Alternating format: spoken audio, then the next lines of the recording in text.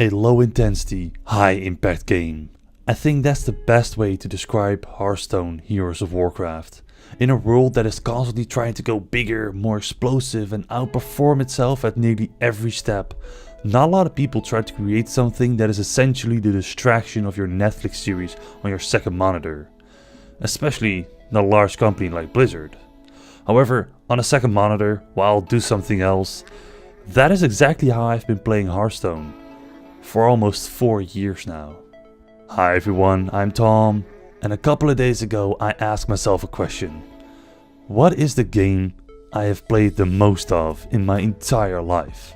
A simple question I wanted to answer loud and proud with Elite Dangerous. It had to be it. I mean, it's one of my favorite games of all time, I have 700 plus hours invested in it. It has to be it, right? Even though nothing on my Steam list even comes close to it, I'm not sure that Elite is it. I mean, don't get me wrong, 700 hours is a lot of time. But Hearthstone, this low intensity game, sneaks under the radar and probably takes that grand title of mine by a long shot. I play it when I'm watching TV series, I play it when I'm on my phone on the toilet.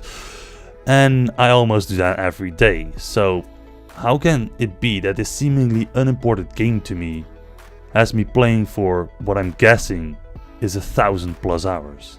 Let me start off by saying that before I started playing Hearthstone, I've had no previous experience with the Warcraft universe or any card game for that matter, aside from my Pokemon card collection in 7th grade.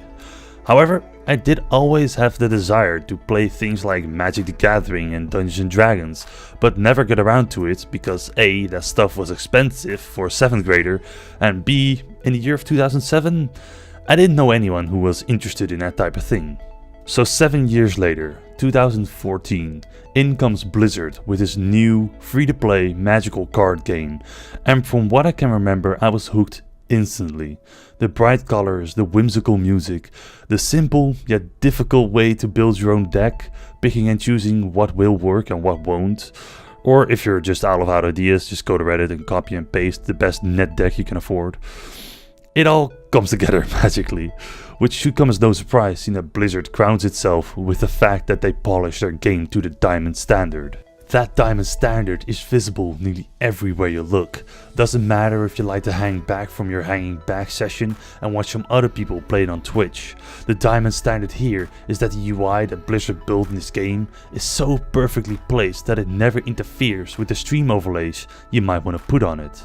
The diamond standard can also be found in the way they make new cards every couple of months, each time with new mechanics that help make new types of decks possible, decks focused on said new mechanics.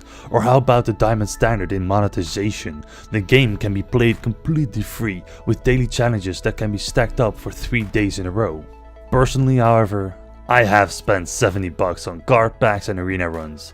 Were I to follow the $1 1 hour rule that most gamers like to enforce, then I have more than $900 left to spend. The funny thing is though, that I never had to spend that money. I could have played the game without it. I could have played the expansions without it. In matter of fact, I did. That $70 was spent after 2 years of playing. When the 5th expansion hit, I decided that it was time to give back to the company which had made me free entertainment for years. And as it turns out, a lot of people are on my side with this. If you make a good game that is free, a lot of people will just give you money for more of it. To the point that it makes more money than most AAA games ever will. You hear the phrase, "it makes $1 billion in blank days," get thrown out here and there. Rockstar got it with the GTA 5 release in 3 days, Minecraft was sold for $2.5 billion to Microsoft, and all the Mario Kart games got sold even more, so it must have crossed that line. But now, a game that has asked nothing of us, that didn't require anything of us, has come into that same picture. It has shown, at least to me, that if you make a great game that spikes that young curiosity in you and polishes it to the point of near perfection, people will just give you money that you didn't even ask for. And maybe, without knowing, it becomes the game that some of us will play the most of in our entire lives.